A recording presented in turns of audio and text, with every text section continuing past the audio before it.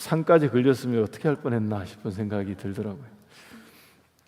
오늘은 두 가지의 교훈을 함께 나누고자 합니다. 하나는 좀 쉬운 내용이고요. 또 하나는 좀 어려운 얘기입니다. 쉬운 내용 조금 길게 말씀을 드리고 어려운 부분은 좀 짧게 말씀을 드리도록 하겠습니다. 쉬운 얘기 먼저 말씀을 드리겠습니다. 다윗이 압살롬을 피해서 예루살렘을 떠났다가 이제 다시 돌아오고 있습니다. 북쪽 이스라엘 사람들이 다윗이 돌아올 때 우리가 이전에 다 나누었던 그런 말씀이죠. 그들이 먼저 의지를 보였습니다. 우리가 다윗을 우리의 왕으로 열렬히 환영하자, 이제 이런 의지를 보였었는데 원래 이들은 압살롬의 편에 섰었죠. 그래서 다윗을 대하여 반역을 일으키는 그 일에 동조를 했다가 다윗이 이기고 이제 돌아오게 되니까 적극적으로 다윗을 왕으로 모시는 일에 우리가 앞장서자 하는 의지를 보였는데, 근데 정작 다윗이 돌아올 때에는 다윗을 환영하기 위해 나온 사람들은 그들이 아니고 유다 사람들이 나왔습니다. 19장 15절 말씀 한번 보시면 이전에 보셨던 구절입니다. 왕이 돌아와 요단에 이르매 유다 족속이 왕을 맞아 요단을 건너가게 하려고 길갈로 오니라. 북쪽 이스라엘 사람들이 마음을 앞세우기는 앞세웠지만 실상은 움직이지 않았고요. 그리고 이 남쪽 유다 사람들은 처음에는 좀 늦었지만 나중에는 먼저가 되었습니다. 근데 오늘 본문인 19장 40절 말씀에 오면 19장 40절을 보십시오. 그 이후에 이스라엘 사람들이 좀 합류한 것으로 보입니다. 이 일에 온 유다 백성과 이스라엘 백성의 절반이나 왕과 함께 건너니라. 그러니까 북쪽 이스라엘 사람들이 추후에 상당한 수가 나와서 다윗을 따라 함께 움직인 것으로 보입니다. 그러니 여러분, 이렇게 했으니까 이 정도 했으면 제외되지 않았으니까 된 것도 같은데, 요단을 건너고 난 다음에 이 느지막이 나왔던 이스라엘 사람들이 그 이후에 이것을 문제를 삼는 것입니다. 자기들이 이 일에 좀 배제가 되었다 하는 것 때문에 문제를 삼은 것입니다. 41절 말씀을 보면 온 이스라엘 사람이 왕께 나와 왕께 아뢰되 우리 형제 유다 사람들이 어찌 왕을 도둑하여 왕과 왕의 집안과 왕을 따르는 모든 사람을 인도하여 요단을 건너가게 하였나이까. 요지가 뭐냐 하면 왜 우리에게 알리지 않고 유다 사람들이 왕의 돌아오는 이 왕의 귀환을 독점했냐, 이런 것입니다. 바꿔 말하면 왕의 마음을 유다 사람들이 자기들에게 얘기하지 않고 독차지했다 하는 이런 거죠. 자기들도 북쪽 이스라엘 사람들이 자기들도 왕의 눈에 띄어야 하고 또 들어야 하고 왕에 대한 충성도 자기들에게 있는데 유다 사람들이 자기들 몰래 왕의 옆자리를 독차지하는 이런 일을 행했다, 이런 거죠. 일종의 섭섭함이죠. 우리도 왕의 옆자리에 있어야 하고 우리도 그렇게 같이 움직여야 하는데 우리는 배제됐다 하는 일종의 자리 다툼, 경쟁 같은 그런 것입니다. 그래서 42절과 43절 말씀을 이어서 보시면 유다 사람들과 이스라엘 사람들이 뭘 하느냐, 각자 서로에게 유리한 것을 가지고 이제 주장하기 시작합니다. 42절 말씀을 보면 유다 사람들은 뭘 꺼내느냐, 다윗이 우리와 종친해라는 얘기를 합니다. 우리하고 원래 같은 가문이라는 거죠. 우리 출신이라는 것입니다. 그래서 이 일에 이스라엘 사람들이 이렇게 분낼 이유가 전혀 없다 하는 말입니다. 우리와 원래 가족이기 때문에 이렇게 하는 것이 우리에게는 당연하다, 이런 거죠. 그리고 왕이 그렇다고 해서 우리에게 특별한 대우를 더한 것도 아니라고 말하고 있습니다. 우리가 뭘 더 받은 것도 아니고 우리에게 뭘 더 준 것도 아니고, 그러니까 너희들이 우리에게 분낼 이유가 전혀 아니다 하는 얘기입니다. 그랬더니 43절 말씀 보세요. 이 북쪽 이스라엘 사람들이 그 말에 대답하기를 이렇게 말합니다. 자기들은 지파가 10개라는 거예요. 그러니까 왕에 대해서 10개의 몫을 자기들이 가지고 있다는 거예요. 그러니까 뭔가를 주어도 우리가 10배나 더 받아야 되기 때문에 지분이 더 있다는 얘기죠. 왕에 대한 몫이 우리에겐 더 있기 때문에 관련이 있어도 우리가 더 있는데, 유다 사람들이 우리를 무시하고 아무런 논의 없이, 의논 없이 왕을 모시는 일에 자기들을 배제시켰다 하는 것입니다. 여러분이 북쪽 이스라엘 사람들이 이러한 주장은 실은 전혀 옳지 않은 그런 것입니다. 10개 지파를 가지고 있기 때문에 왕으로부터 받을 목도 10배가 되고 이런 것 아니에요. 여러분, 왕이 이들에게 나누어 줄 분깃이 있어서 나누어 준다 그러면 그 분깃은 누가 정하는 것이겠습니까? 왕이 이들에게 뭔가 나누어 줄 몫이 있어서 나누어 준다 그러면 그 나누어 줄 몫을 정하는 것은 왕이 정하는 것입니다. 자기들이 우리는 10개 지파가 있기 때문에 10배의 어떤 몫을 받아야 되고 이런 주장은 맞지 않아요. 상 받을 일이 있으면 그 상을 주는 것은 왕의 권한이고 다윗에게 속한 몫이고 권리이기 때문에 이스라엘 사람들이 자기들에게 그런 권리가 있다는 식으로 말하면서 일종의 이 누가 더 크냐 하는, 남쪽 유다 사람들과 누가 더 크냐 하는 이런 다툼을 벌인 것은 실은 전혀 옳지 않은, 맞지 않은 그런 것입니다. 여러분이 본문의 이 장면이 우리에게 생각나게 하는 예수님의 가르침, 비유로 한 가지, 그리고 일어난 사건 같은 그런 장면으로 한 가지, 이 두 가지 말씀이 우리에게 생각이 납니다. 천국에 관한 비유를 예수님이 말씀을 하실 때 이런 말씀을 한번 하셨습니다. 포도원 주인이 일할 사람을 데리고 와서 포도밭에 일을 맡기는데 아침부터 불러서 일찍 온 사람들이 있었습니다. 어떤 사람들은 일찍 와서 아침부터 열심히 일한 사람들이 있었고요. 또 어떤 사람들은 포도원 주인이 일을 마치기 1시간 정도 남겨놓고 불러서 일을 맡긴 사람도 있었습니다. 일을 다 마치고 난 다음에 나중에 그들에게 일당을, 임금을 쭉 나눠주는데 전부 다 똑같이 한 데나리온씩 일당을 나누어 준 것입니다. 그랬더니 먼저 일한 사람들이 주인에 대해서 불만을 제기했죠. 아니, 우리는 아침부터 일찍 와서 하루 온종일 일했는데, 열심히 일했는데 겨우 1시간 남겨놓고 와서 일한 사람과 어떻게 품삯이 똑같습니까? 그런 얘기였습니다. 그때 이 포도원 주인이 대답하기를 내가 너에게 한 데나리온을 약속하지 않았느냐. 그러니까 주인이 하루 종일 일하는 사람과 품삯을 한 데나리온을 약속했다는 거예요. 그래 1시간 남겨놓고 일 맡기겠다고 데리고 온 사람에게도 주인은 같은 것을 약속했던 것입니다. 주인이 하는 얘기가 내 것을 가지고 내 뜻대로 정해서 하는 것이 내 일인데 내가 선하게 하고 바르게 하고 있는 이것을 보고 너희들이 나를 악하다고 하느냐라고 얘기를 한 것입니다. 이 비유의 내용이에요. 예수님이 사람들에게 들려주신 비유의 내용입니다. 다시 말하면 주인이 줄 분깃은 주인이 정한다는 것입니다. 이런 보다 정확한 예수님이 드신 그 천국에 관한 비유의 핵심은, 요지는 이게 구원에 관한 비유였거든요. 천국에 관한 그런 말씀이었습니다. 그래서 이런 내용입니다. 구원은 여러분 이런 거 아니에요. 구원은 가만히 보니까 내 옆에 있는 사람과 내가 이렇게 비교해서 보니까 내가 이 사람보다 훨씬 더 의롭게 사는 것 같아요. 그러니 나는 구원을 받겠구나. 구원은 이런 거 아니라고 예수님이 알려주시는 거예요.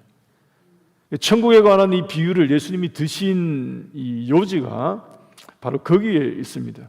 구원은 누군가 비교해서 비교 우위에 내가 있기 때문에 나의 구원이 확정이 되고 나의 구원이 이루어진 것이고 내가 그래서 구원을 받겠구나 하는 이런 것이 아니라 구원의 주인이 되신 하나님께서 구원받을 자를 정하시고 그들을 부르셔서 그들에게 구원을 선물로 주신다 하는 것이 이 구원에 담겨진, 천국에 담겨진 비유였습니다. 그러니 주인 되신 하나님이 정하시는 그런 것이죠.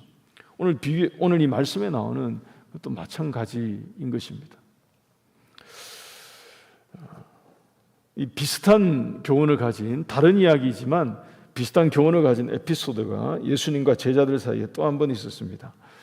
이것도 우리가 잘 알고 있는 내용인데요. 세베대의 두 아들이 있죠. 야고보와 요한이 있었습니다. 그런데 이 두 아들의 어머니가 자기의 두 아들을 예수님 좌우편에 앉히고 싶었어요.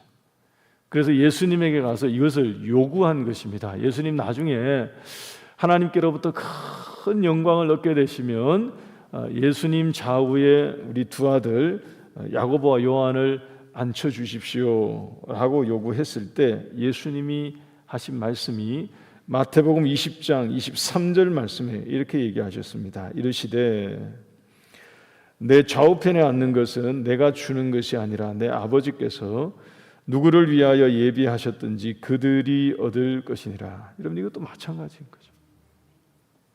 그러니까 하나님이 주실 몫은 누가 정하신다고요? 하나님이 정하시는 거예요. 하나님이 주실 몫은 하나님이 정하시는 것인데 이 사건에 나오는 제자들도 그러고 조금 전에 말씀드린 비유에 나오는 그 일꾼들도 그러고 오늘 이 사무엘하 본문에 나오는 북쪽 이스라엘 사람들도 모두 자기들이 받을 몫이 마치 자기들이 정할 수 있는 것처럼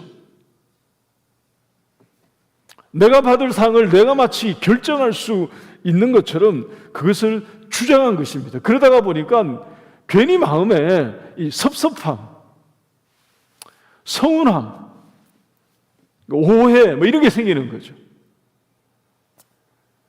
그래서 그들 가운데 다툼과 이 분쟁만 생기게 되었던 것입니다. 본인들도 표현하면서 형제인 유다 사람들이 이렇게 얘기하면서도 그들 사이에 이런 괜히 좋지 않은 마음들만 갈등만 생기게 되었던 것입니다. 우리 성도 여러분, 이와 같은 마음, 여러분 이런 우리 마음에 드는 이런 생각 이런 것은 우리 믿음 생활, 신앙 생활에 있어서 정말로 해롭고요. 그리고 크게 위험한 것이 될 수 있습니다. 우리가 소위 말해서 이게 어떤 거겠습니까? 마음에 시험이 드는 거거든요. 북쪽 이스라엘 사람들이 지금 이게 시험이 든 그런 것입니다. 이 일 때문에 마음 가운데 시험에 빠져서 시험에 넘어지고 있는 이런 거예요. 여러분 우리의 마음에 이런 시험이 하나 들면 뭐가 더 크게 위험하냐 하면 약해집니다. 마음이. 내가 시험에 들었다 또는 시험에 빠졌다 이런 표현 사용하지 않습니까? 여러분 그럴 때 이게 왜 위험하냐 그러면 약해져요. 약해지면 작은 충격에도 깨집니다. 균열이 발생해요. 갈라지게 되고요, 무너지게 됩니다. 여러분 집안이 약해지면 비가 많이 내려서 집안이 약해지면 작은 충격에도 이게 땅에 내려앉지 않습니까? 위험하거든요. 우리 신앙생활에 성도들이 내가 시험에 빠지거나 시험에 든 마음이 있거나 시험에 들고 있거나 그러면 위험한 것이 이것 때문에 그렇습니다. 혹시 여러분 우리 가운데 시험에 든 마음이 있거나 그런 생각이 있고 그런 일이 있으면 거기에 계속 머물러 있지 마시고 빨리 떨쳐버리시고 벗어날 수 있기를 바랍니다. 시험에 든 마음, 시험에 드는 생각, 여러분 그런 마음이 내 마음 가운데 뭔가 어떤 일 때문에 이렇게 막 쌓이고 있는 것이 혹여 있으면 그게 올무가 되지 않도록 여러분 섭섭한 마음, 특별히 이런 거 여러분, 교회 안에서 섭섭한 마음은 웬만해서 치유가 안 된다고 하지 않습니까? 한번 섭섭한 마음에 이렇게 잡히게 되면 그 뭐 어떤 것으로도 잘 고쳐지지가 않는다, 뭐 이런 얘기 합니다. 여러분, 혹시 이런 상황 가운데 마음에 이런 것이 좀 있으면 더 늦기 전에 빨리 벗어나고 이겨내실 수 있기를 주의 이름으로 축원합니다. 20장 1절 한번 보세요, 여러분. 오늘 본문 20장 1절. 아니나 다를까 마침 거기에 불량배 하나가 있으니 이름이 세바이고, 그리고 사울과 같은 가문이죠. 베냐민 사람이라고 소개합니다. 여러분, 여기에 주목할 한 표현이 있죠. 마침, 이 단어입니다. 마침. 여러분, 동그라미도 해놓으시고요, 형광펜 있으면 형광펜으로도 해놓으시고, 밑줄도 끊으시고요, 동원할 만한 거 다 동원해서 이거 마침, 이거 되게 중요한 표현이에요. 여기서 그러니까 하필 때마침 거기에 세바라는 사람이 툭 튀어나온 거예요. 어떨 때요? 약해져 있을 때. 마음의 북쪽 이스라엘 사람들이 시험 비슷한 것에 이렇게 막 들어가고 있을 때, 빠져 있을 때, 넘어지려고 그러고 있을 때 마침 거기에 이 불량배 한 명이 등장했다는 것입니다. 유다 사람들에 대해서 괜히 섭섭한 마음이 있고요, 다윗에 대해서 괜히 섭섭한 마음이 있고요, 그래서 다툼과 오해와 갈등이 생기고 있을 때 하필 그때 마침 세바가 여기 있더라 하는 것입니다. 이게 문제죠. 여러분, 이런 게 큰 문제가 되는 것입니다. 사탄은 이런 일에 늘 능수능란해요. 우리의 약점과 허점을 너무 잘 알고 잘 이용을 하죠. 때마침 세바가 북쪽 이스라엘 사람들의 마음 가운데 딱 한마디 부축이니까 여러분, 한 번에 와르르 무너집니다. 1절 하반절 한번 보십시오, 여러분. 20장 1절 하반절. 뭐 길게 얘기도 안 하죠. 지금 이스라엘 사람들에게 말하기를 우리는 다윗과 나눌 분깃이 없으며 이새의 아들에게서 받을 유산이 우리에게 없도다. 다시 말하면 우리하고 다윗은 뿌리가 다르니까 뭐 기대하지 말라, 뭐 이런 얘기를 한 것입니다. 소위 말해서 출신 감정을 건드린 거죠. 우리 사회로 보자면 이 지역 감정을 부추긴 것과 같습니다. 하책 중에 하책이고, 사람들이 가지면 가장 수준이 낮아지는 뭐 그런 생각과도 같은데, 이 한마디 그냥 툭 건드리니까 그냥 와르르 한 번에 무너져 버리는 것입니다. 2절 말씀 한번 보십시오. 2절 상반절 말씀 보시면, 이에 온 이스라엘 사람들이 다윗 따르기를 그치고, 뭐 이렇게 되는 거죠. 시쳇말로 그냥 한 방에 깨져버리는 그런 것입니다. 여러분, 조금 전까지 누구보다도 열렬히 막 다윗을 환영할 것 같은 사람들이었어요. 이 북쪽 이스라엘 사람들이. 그러니까 열렬히 따를 것처럼 자신들을 그 일에 배제시켰다고 그렇게 섭섭해하고 마음 상해하고 막 그랬는데, 여러분, 그 정도 마음이면 뭐 잘하면 될 것 아닙니까? 그 정도 마음이면 뭐 그 정도로 그 일 때문에 섭섭해가지고 마음 상해서 그럴 것 같으면 잘하면 되죠. 진짜 그 마음이 진심이면, 왕에 대한 그 마음이 정말로 그 정도 마음이면, 자기들이 그 자리에 한번 배제됐다고 그 정도로 마음 상해할 것 같으면 더 열심히 내면 되지 않겠습니까, 여러분? 근데 세바라는 사람이 나와서 소위 말해 한번 선동하니까 가장 강하게 돌아서서 다윗을 버리는 자리에 서버리는 것입니다. 이들이 보였던, 이 북쪽 이스라엘 사람들이 보였던 다윗에 대한 마음은 그래서 실은 사실이 아니었던 거죠. 얕은 마음이었습니다. 속셈을 가지고 있는, 자기들의 셈법에 따른 자기들의 이익을 위해서 보였던 이제 거짓 충성과 같은 그런 것이었음이 탄로 나는 뭐 그런 장면이죠. 그래서 결국에 여러분, 누가 남느냐, 다시 누구만 남느냐, 20장 2절 하반절을 보십시오. 2절 하반절을 보시면, 그러나 유다 사람들은 그들의 왕과 합하여 요단에서 예루살렘까지 따르니라. 그러니까 결국에 다시 유다 사람들만 남아서 다윗을 따라 끝까지 움직인 것입니다. 우리 사랑하는 한울교회 우리 성도 여러분, 믿을 만할 때 믿고요, 그리고 따를 만할 때 따르는 것은 누구나 할 수 있는 쉬운 믿음이에요. 믿을 만할 때 내가 주를 향한 믿음을 보이고 내가 주님을 따라갈 만할 때 따라가는 것은 그건 쉬운 믿음이고요, 쉬운 충성입니다. 진정한 참된 믿음과 참된 충성은 정말로 어려울 때, 도저히 그러기 어려울 때 내 마음을 뒤흔드는 그런 일들이 있고요, 내 신앙과 내 삶을 이렇게 막 쥐고 흔드는 것 같은 그런 난관을 만나고 어려운 일에 맞닥뜨릴 때 참된 믿음과 참된 충성과 하나님을 향한 참된 신앙이 확인되어지는 것이죠.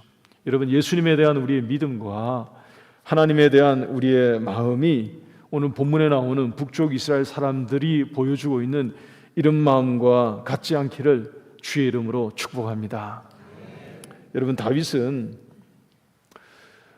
왕이 된 이후에 다윗의 마음이 이 북쪽 이스라엘 사람들에 대해서 다른 마음을 가졌던 적이 없어요. 다윗은 그러니까 요나단과 약속한 언약이 있었기 때문에 무비보셋을 찾아서 거두고 도와주고 은혜를 베풀었지 않습니까? 그것만 그런 게 아니라 사울이 죽었을 때에도, 그 앞으로 가면 사울이 죽었을 때에도 같이 슬퍼하고 조가를 지어서 부르고요, 사울의 장사를 도와서 같이 섬겼던 길라 사람들에게 큰 은혜를 베풀어 주고요. 그러니까 다윗은 이 사울 가문에 대해서 마음이 늘 같은 마음이었어요. 진심이었고, 왜냐하면 하나님의 뜻을 알았습니다. 하나님께서 남쪽 유다와 북쪽 이스라엘을 통일하여서 다윗 왕국을 세우시기를 원하시는 것이 하나님의 뜻임을 알았기 때문에 그 뜻을 이루고자 했습니다. 근데 이 한 번의 선동으로 이 북쪽 이스라엘 사람들이 단 한 번의 선동으로 사람들이 다윗 따르기를 그 자리에서 멈춰버리고요, 그리고 다시 그를 반대하여 크게 일어난 것입니다. 우리가 오늘 이 첫 번째 장면을 통해서 놓치지 않고 기억해야 될 교훈은 이것입니다. 여러분, 구약에 보면 남은 자 사상이 있지 않습니까? 그루터기만 남았다라고 말씀하시면서 우리에게 그루터기 되라고 말씀하시는 건데, 남아있으라는 그런 말씀이죠. 근데 신약에 보면 똑같은 교훈을 예수님이 말씀하셨습니다. 인자가 세상에 올 때에, 다시 올 때에 이 땅에서 믿음을 보겠느냐. 구약에 말씀해 주셨던 그 남은 자 사상과 같은 것입니다. 남아있는 믿음이 있겠느냐 하는 거죠. 그러니까 우리더러 끝까지 주를 향한 믿음을 가지고 남아있는 신실한 성도들이 되라 하는 것입니다. 여러분, 이 말씀 여러분 기억하셔서 마지막까지 끝까지 주님을 따라가고 주님 곁에 남아있는 신실한 성도들이 다 되시기를 주의 이름으로 축원합니다. 본문에 남은 한 절, 20장 3절 말씀인데요, 이 두 번째 드릴 말씀의 내용인데, 저는 사무엘 하에서 요 구절이 한 절밖에 없는데 가장 난해한 내용 중에 하나로 여겨집니다. 그래서 이것은 시간이 많이 필요할 것 같아요. 이것을 설명하는 데는 시간이 많이 필요할 것 같은데, 오늘 간략하게 말씀드리고 다음 시간에 이어서 기회를 봐서 좀 더 설명을 드리도록 하겠습니다. 여러분, 이 20장 3절에 나오는 내용은 무엇과 같으냐 하면 다윗에게 끝까지 남은 상처와 같은 장면입니다. 20장 3절은 아마 여기에 배경이 된 사건들은 우리가 익히 앞에서 다 들었습니다. 다윗이 범하지 말아야 될 죄를 범했죠. 우리아의 아내 밧세바를, 남의 아내를 취했습니다. 여러분, 그때 하나님이 다윗에게 두 가지를 말씀하셨어요. 하나는 이 일 때문에 칼이 너의 가정을 떠나지 않을 것이다 라고 말씀을 하시고, 또 하나는 너는 엄밀하게 이 일을 이렇게 범했지만 너의 아내는 백주에, 그러니까 대낮에 같은 일을 당하게 될 것이다 라는 하나님이 무서운 말씀을 말씀하셨거든요.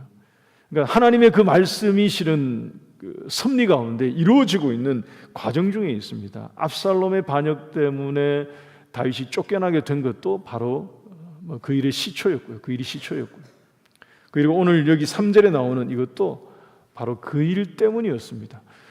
그 압살롬에게 쫓겨서 피하면서 다윗이 왕궁에 후궁 10명을 남겨놓고 갔습니다. 근데 이런 일 당하라고 남겨놓은 것은 분명히 아니죠. 다윗이 괜찮을 거라고 생각했으니까 남겨놨겠죠. 다윗의 마음엔. 그리고 자기 아내들인데.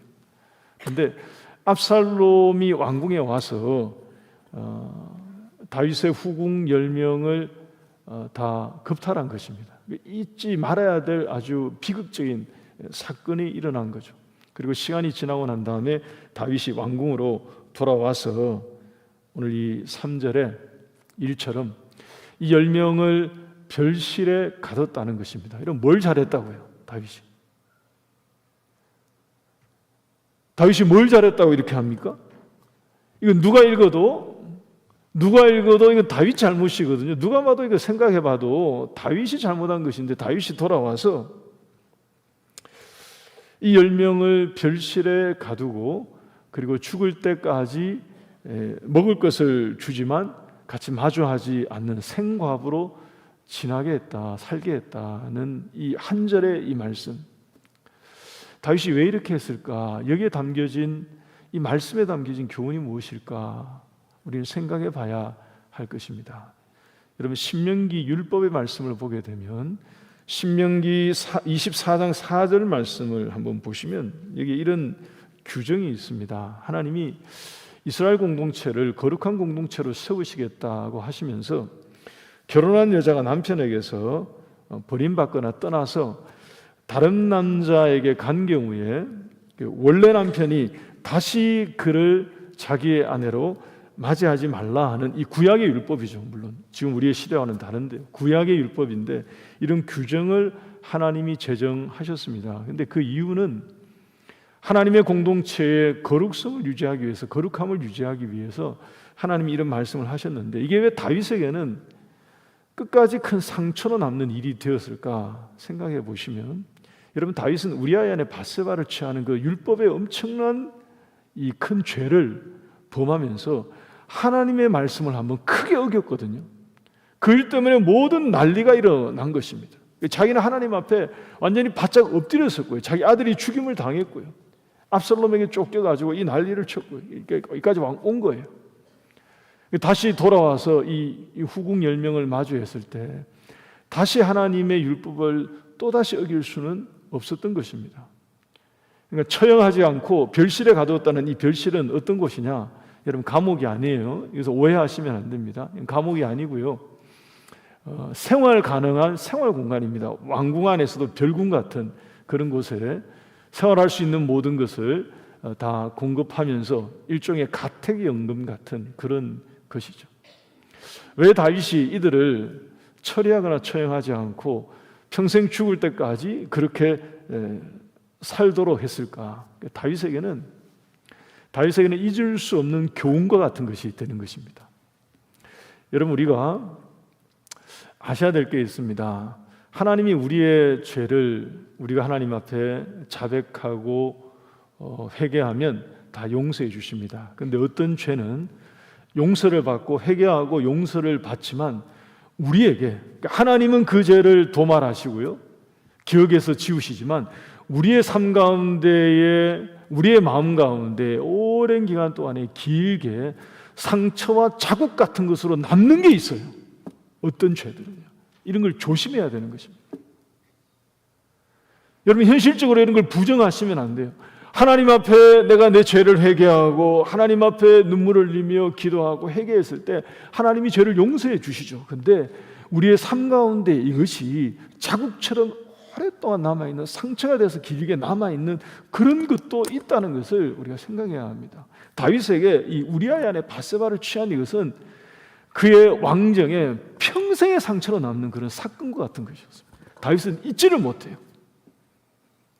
그래서 그가 하나님 앞에 죽음을 맞이하는 순간까지 뒷얘기 아시죠? 수넴 여자 아비삭을 그의 말년에 붙여줘도 다윗은 그녀를 가까이 하지 않습니다.